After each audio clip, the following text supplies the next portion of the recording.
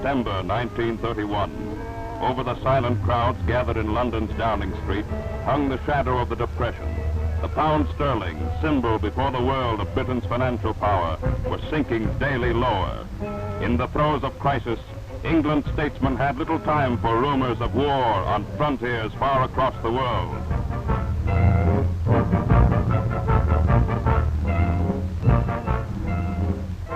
September 1931, before the 72nd Congress of the United States, Herbert Hoover attempts to bridge the deepening gulf of unemployment. And across the face of America, the years of slump and dislocation take their tragic course. Small wonder that the democracies, wrestling with their own ills, could pay scant attention to the storm clouds gathering beyond the Pacific. Almost unnoticed amid domestic troubles was a new power rising in the Orient. Almost unnoticed were the diplomats with strange names. Yasuhito Chichibu, visiting the capitals of North America. Heideki Tojo, heading a military mission to Berlin. Yosuke Matsuoka, addressing the Council of the League of Nations, speaking in measured terms of a great future for East Asia, signing in the name of a far-off emperor a solemn undertaking to respect the boundaries of sovereign states.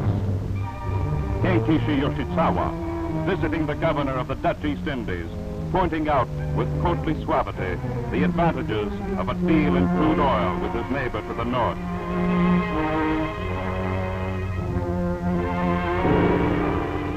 For to Western eyes, Tokyo was still a spot upon the map, the far-off capital of a picturesque people, a people gracious in manner, serious in study, a people swift to adopt the new, yet slow to discard the rigid feudal order of the past, a people whose highest pride was their skill in the patient, innocent art of arranging flowers.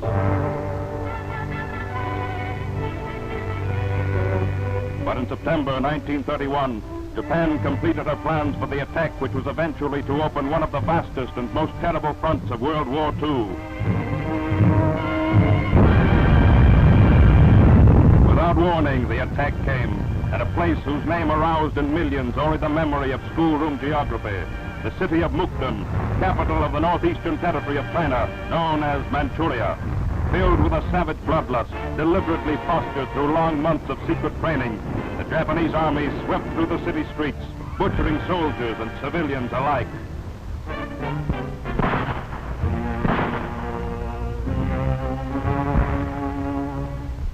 To shattered Mukden came the son of heaven himself, Hirohito, source of radiant peace.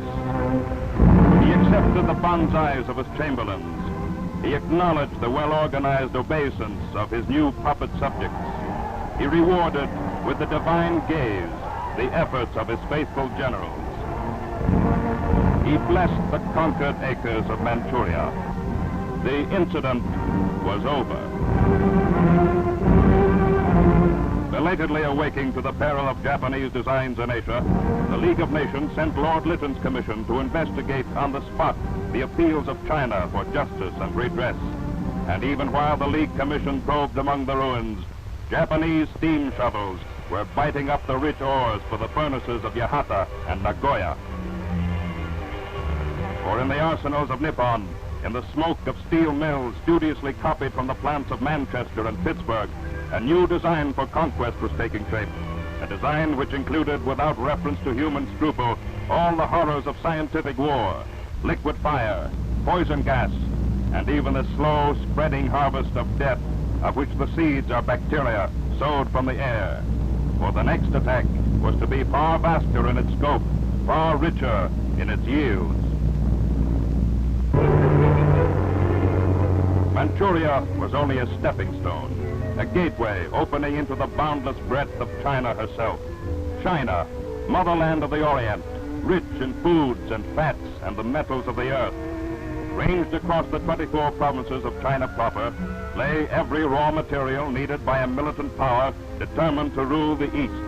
Iron in Hubei, coal in Shanxi, oil in Kweichow. And in the Japanese blueprint for empire, it was written, with China's resources at our disposal, we can proceed to conquer India, Central Asia, Asia Minor, and even Europe. This is the land of China. Its western frontiers, guarded by the rivers of the Pamirs, where the ancient silk trails ran, by the broiling wastes of the Gobi, cradle of the dinosaurs. This is China, with the barley fields of her northern provinces skirting the Russian steppes, with the rice paddies of her southern borders pierced by the waters of the Mekong on their journey to the jungles of Burma.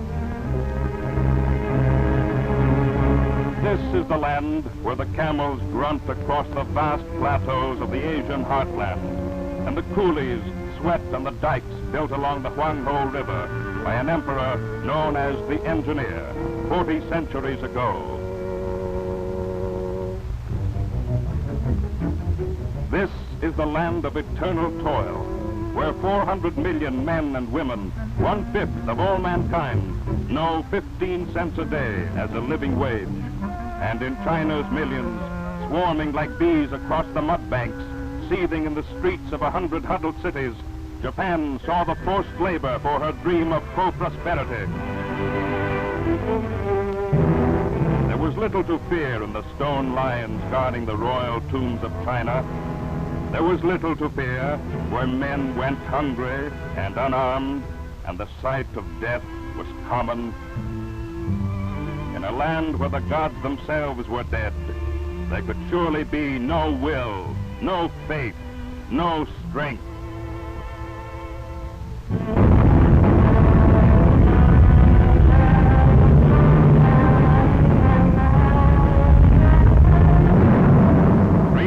The Japanese estimate for the total conquest of China. 3 months to found in steel and fire and blood the future prosperity of Greater Asia. From sea and air alike, they hurled the full weight of modern warfare against defenseless open cities. Canton, Kunming, Changsha, Shanghai, Peking, reduced to ashes overnight. 1,000 dead in a single hour. 200,000 in a week.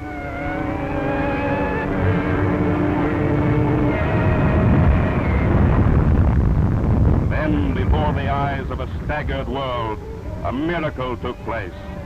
Slowly, but with dreadful certainty, the ponderous bulk of China began to rise against the foe. From the rubble of their devastated homes, 50 million people crawled out along the roads and rails in the greatest mass migration of history. Even a journey of 1,000 miles, said Confucius, begins with a single step.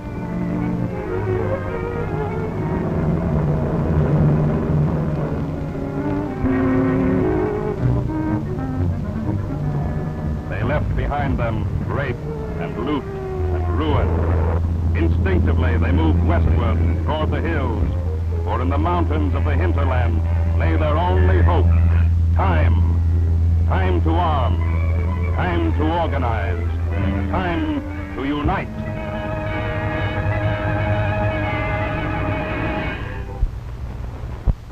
And even as the human river flowed back from the shattered coast, the people of China began to lay their own plan for the future greatness of Asia. Through city and hamlet, they searched the land for a man to lead them, a man who could weld their blind, passive resistance into an active, fighting faith.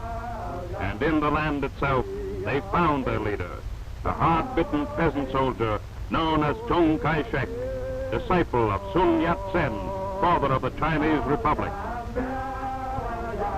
A new China must arise, Sun Yat-sen had said, a China built on the nation, on democracy, on the well-being of the people.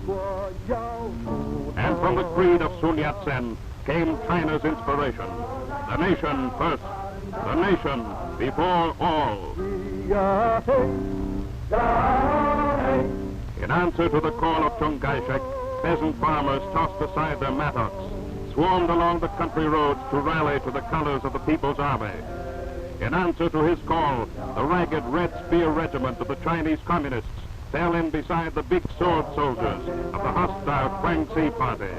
fell in beside the lanky Cantonese and the round-faced Manchus from the Northern Wall. Even in the mountains of the West, where the workers hewed their way into the clay and rock, the second law of the new China was heard. The nation's strength lies in democracy, but in democracy militant and activist. And out over each of the ranging bombers, they buried 1,000 secret factories to supply the massing armies of their comrades. Catacombs where men and women smelted and forged, wove and finished $100 million worth of arms. Arms to turn the tide of invasion. Arms to raise China to greatness among great powers.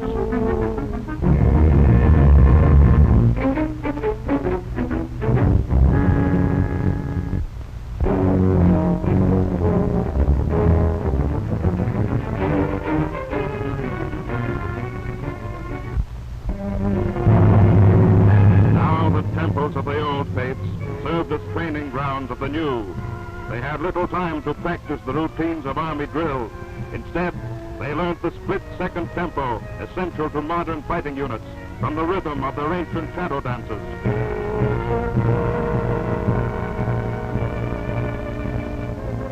But even as Japanese tanks clanked inland, even as Japanese batteries blasted the path of empire across the good earth, a deeper revolution was taking place behind the lines.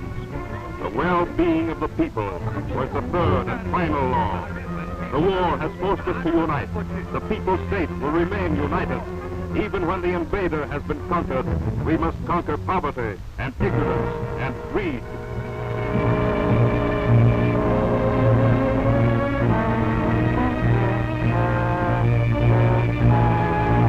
The leaders of the new China were swift to turn words to deeds. Leaders like Sung Mai-ling, wife of Chiang Kai-shek, organizing the skill and strength of China's women citizens for the long fight for the future.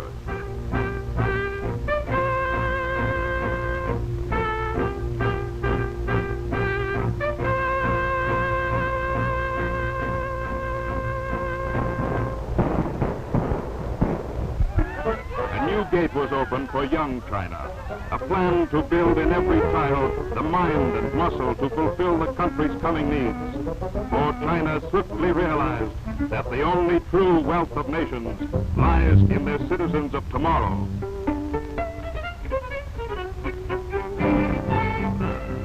The freedom of democracy, declared the People's Congress, is the freedom to serve the community. And in every training camp, the teachers wrote this lesson on the board. Even private soldiers must take their share of political responsibility. So the old coolie China died, and out of the torment of war, a great young nation arose. A nation with its eyes fixed upon the horizons of the future. A nation seeking the skill to produce and the habit to labor in the common good.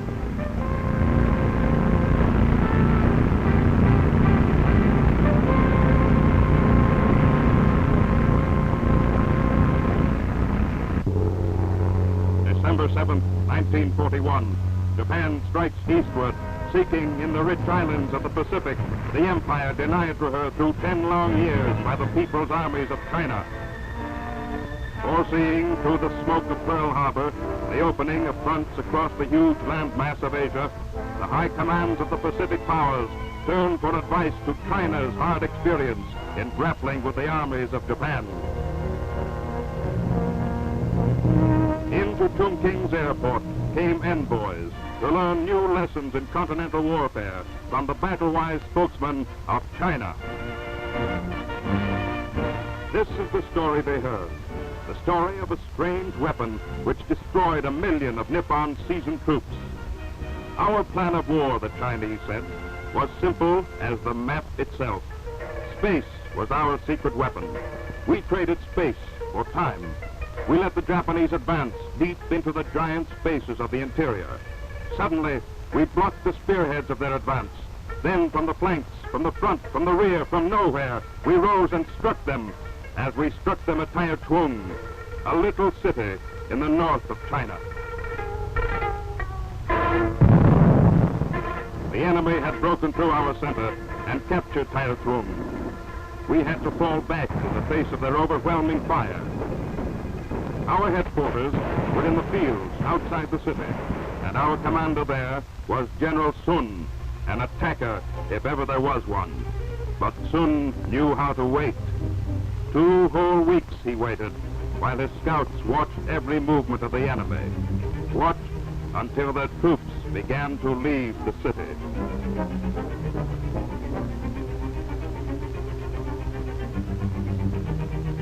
Then Sun baited his trap.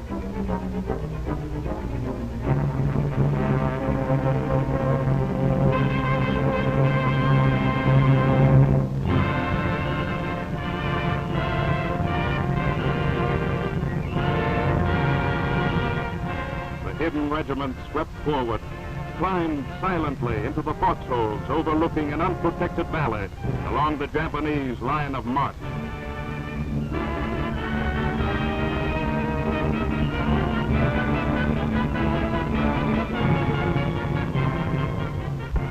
Snipers in the folds of the hills set their sights on the empty road below. Straw hoods stripped from the muzzles of the guns. Range checked for the 100th time.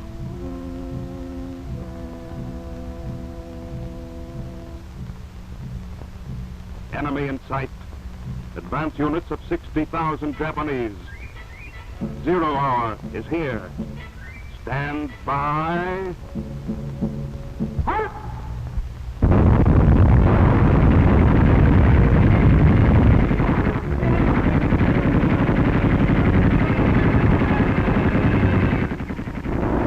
So on the field of Taitung, the myth of Nippon the Invincible perished, along with 40,000 soldiers of the rising sun.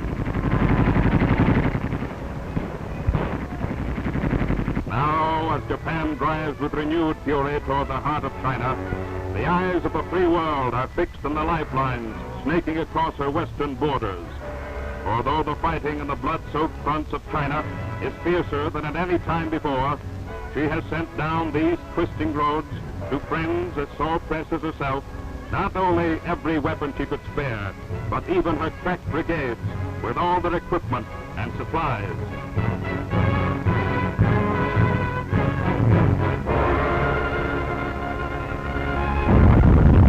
And today, the 400 million people of China, blasting new military highways through their ancient hills, carving out new airports to strike at Tokyo itself, are holding up before all the United Nations the very pattern of a modern fighting state, mobilized in total effort, total sacrifice.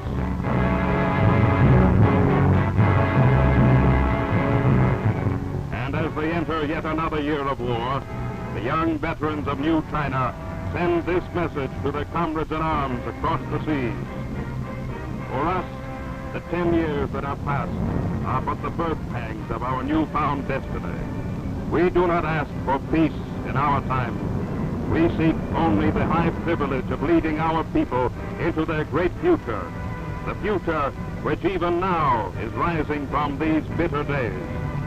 This alone is our understanding of militant democracy. On this alone is based the fate of fighting China.